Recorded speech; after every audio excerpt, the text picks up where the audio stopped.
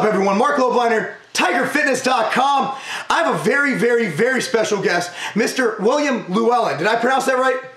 Yeah, close enough. The Welsh is, I can't even pronounce it correctly myself. It's like Llewelyn or something like that. Well, as you guys know, he's a legend in this industry. A lot of what I know about, I know I'm not allowed to say anabolics, comes from reading his material.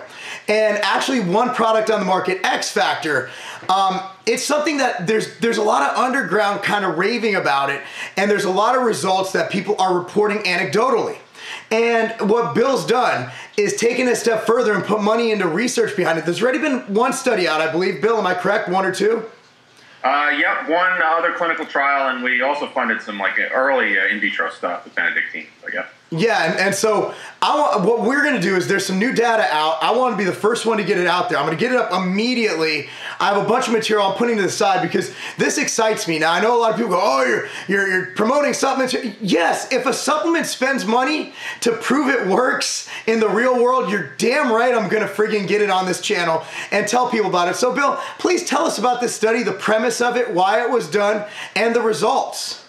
Sure. I mean, well, arachidonic acid and omega-6 fatty acid, I first introduced that concept about 10 years ago, understanding that it had a really critical role in muscle growth. So as you mentioned, anecdotally, we've been seeing for years this well-supported, but we needed a really good, solid human clinical study on it. So we funded an investigation with the guys over at the University of Tampa, really respected lab right now. Yes. And yeah, they did a really phenomenal job with it. They took 30 resistance-trained guys, and that was really key too with this. We didn't want beginners. We didn't want any newbie games. We wanted, I told them up front, I really want to see what ARA is going to do in a clinical setting on really well-trained guys. So that's what they did. They got, again, 30 guys that were well-trained, put half the group on a gram and a half of ARA a day for 8 weeks. The other group of placebo, and they trained them, and the results on the ARA side were phenomenal and significant across the board this time. So, significant meaning, let's say there's a trained athlete. I'm not talking Phil Heath or even a Marc Lobliner. Let's say there's Joe from LA Fitness on Randall Road in South Elgin.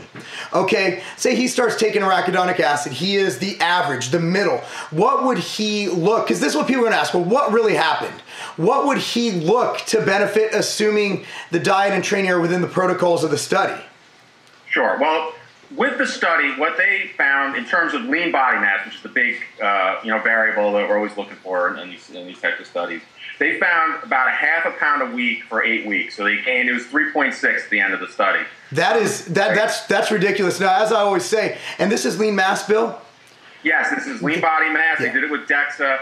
And just to show that these were really well-trained guys, you see this reflected in the placebo group, because even though they also went through 8 weeks of controlled training, they gained 0.2 pounds of lean body mass. So they were plateaued like you'd expect of well-trained guys and fighting for every pound. So that's exactly what we wanted to see. We wanted to see what it's going to do when people are stuck, when they're having trouble making progress, like it is for most people that have been at it for a while. You're constantly fighting plateau. So yeah, I coach people. I tell people if they come to me and say, I'm a natural athlete, I want to gain 10 pounds in a year, I tell them they're crazy, shoot for 1 to 2 of lean mass. So in that given time parameter to gain that much weight in a controlled study with a placebo group, that's exciting and astounding. And were they on control? Were they on a hypercaloric, hypocaloric diet? Was diet any bit controlled, or was it just 2 groups, do what you're doing, here's some pills? My understanding, they did some general overview of the macros to make sure nobody deviated tremendously. That would really skew the data, like if somebody's doing a really low protein for some reason, that would really mess with it. So they tried to get, my understanding, they didn't publish all, this is going to be published in a bigger, later 2-phase study later on this year. Wow. And that'll include all of the details and stuff. But my understanding, it was monitored for ratio, but not like, you had to eat a set number of calories, kind of like they could eat what they wanted, but they wanted to make sure they followed a rough breakdown of the same nutrients. Wow, that's and also there's 2 groups. One group wasn't told, eat like shit. And one group wasn't told, eat clean, you're the real group. That's why these controlled studies are so important in what we're doing now. Okay, so we know what's going on in the study. It's obviously going to be published. It's very exciting. Now, looking at my audience, my group, what would be, let's say they buy a bottle of X Factor. Of course, I'm a retail store. I'm going to link it down below because if you're going to buy it from me. Let's say they buy a bottle of X Factor. How would you dose it? Is there different weights? Is there different guidelines? How would you dose it per the individuals? We've always been suggesting about 1 gram a day and run that for 50, 60 days. We've been finding anecdotally it seems to work a bit better if it's taken pre-workout. Not 100% positive. We haven't put that into controlled trials, but it seems to work a bit better. The study went for 1.5 grams, which was 6 capsules of X Factor a day. Wow. That was something I recommended just to make sure it works really well, and the higher doses seem to work a little better. But in terms of most bang for the buck, 1 gram a day seems to be really good. Wow, that's astounding. Now, I did notice when I took it anecdotally, I got a little bit more sore. Is that something you're supposed to feel? Yes, definitely. There's typically an increase in delayed onset muscle soreness. It's, I always go back to that old saying, no pain, no gain. We push ourselves really hard in the gym, and, just anecdotally, there's just been this always understanding, hey, when we had a really productive workout, we're really sore, we're going to get the best kind of gains. And it seems that this is linked with the ARA response. Mm-hmm. And when there's higher levels of ARA stored in your muscles, you get more probably localized inflammation, which is part of the healing, and more delayed onset muscle soreness. So, we consider that not a side effect, but a sign that the supplement's working. Now, also, as for dietary intake, I remember in the beginning there was some limitations, as some people recommending take no fish oil, take less. Because fish oil is in a lot of our consumers' I recommend it to everybody because it's good. What is your DHA, EPA? What is your recommendations while on X Factor? Sure. Well, with that, we haven't seen. Initially, we told people stay away from omega-3 supplements just because I wanted to make sure it worked well. So in the beginning, I was like, let's just focus on the ARA, the omega-6. And if there is a competitive issue with that, we'll avoid it by not taking it. But over time, we've found that it really doesn't seem to counteract the effect of it, probably unless you're really overdoing it. They're competitive, but not so competitive that you need to exclude fish oils. Unsure of what the right ratio is. It's something I think that we need to work out over time in terms of dietary levels and what have you. But taking normal, moderate doses of fish oil with ARA doesn't seem to be an issue. And aside from the performance aspects, we're finding that the health model is really changing a lot. And it seems that what you want is the most active omega-3 and omega-6 fatty acids enriched in your cell membranes, which is EPA, DHA, and ARA. Yeah. And there seems to be a health benefit to all of those fatty acids, even with cardiovascular disease risk. All three of those higher levels are linked to lower cardiovascular disease. So there may be a really good argument, and I think over time we're probably going to see models developed where we figure out, this is a really good ideal ratio for supplementation, and we're taking fish oil alongside X Factor or ARA. But certainly for now, moderate supplementation is not an issue, but you can't exclude it if you're worried about it. If people have been taking real high levels of fish oil for a while, I'd say take a break. I don't see a reason to have absurdly high levels of fish oil intake anyway. I say shoot for about 1 gram of DHA, set that as your benchmark. I don't go crazy with it. Some people, I remember one guy was recommending like 80 pills a day. I mean, Poliquin's pretty high in his fish oil recommendations too. And I just think you get to a level where everything can be overdone. And, you got the anticoagulation effects. I'm like, even though they might not happen, I don't want to mess with it. Just get what you need. So I think if you're in like I said, like Bill said, if you're in a regular dose, a moderate dose of fish oil, I don't think you're going to hurt anything with ARA. Now moving forward on it, does it need to be cycled? We've recommended it. Anecdotally, I think, like a lot of supplements, if you keep doing the same thing for a long period of time, kind of caps out on its effect. We've recommended cycling it, 50, 60 days, taking an equal break, then going back on it.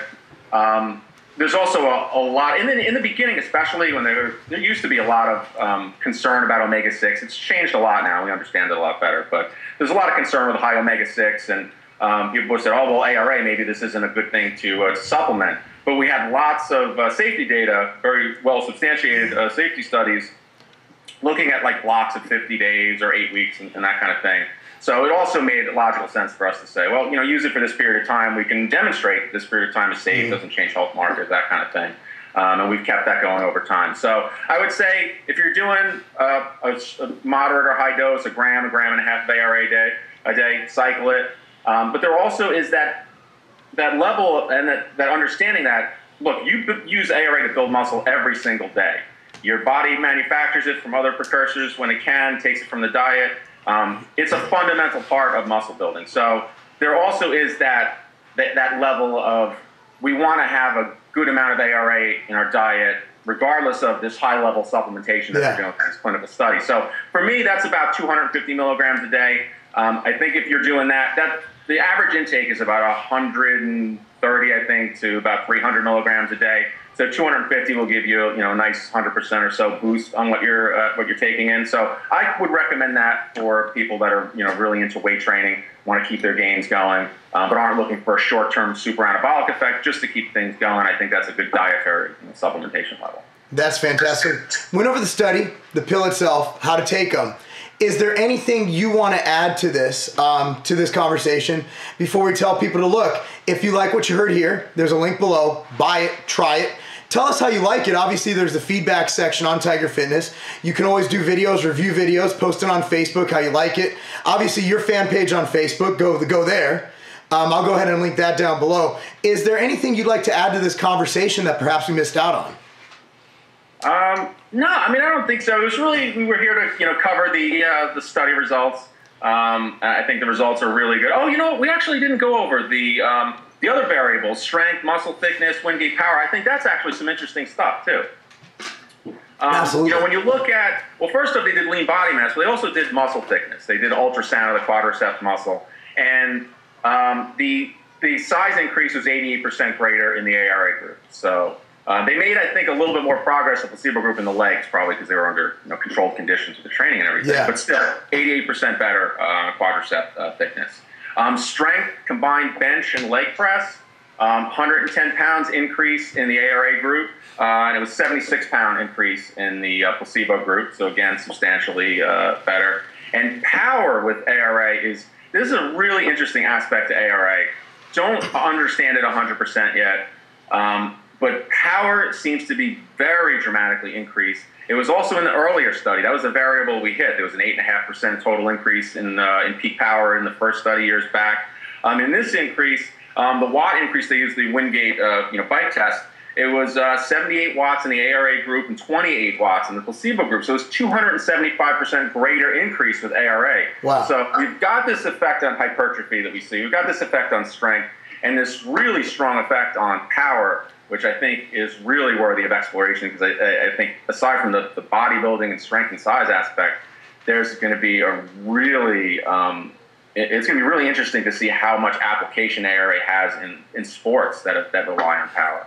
That's fantastic. Well, Bill, I really appreciate your time. Thank you for allowing us to get this information out there. It's obviously, anytime you see a supplement like creatine and other supplements that come out and they have the data behind them, it's something that we want to tell people. And again, it's up to you whether you want to try it or not. But with this evidence, you look at other supplements that are unproven, then you got supplements with studies. I think that kind of skews you more towards trying the supplements if you're going to try something new to make those extra gains, to burst through plateaus that have the data and the backing behind them. And that's why I want to make sure. I was excited to get this out there. Our schedule's been hit and miss. I was in California. I've been all over the place. But once again, Bill, I thank you so much for being on here. And man, I wish you the best of luck with this study, and we'll do our best to get the data out there.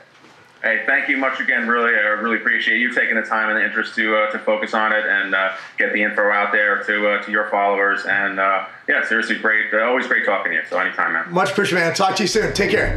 Take care.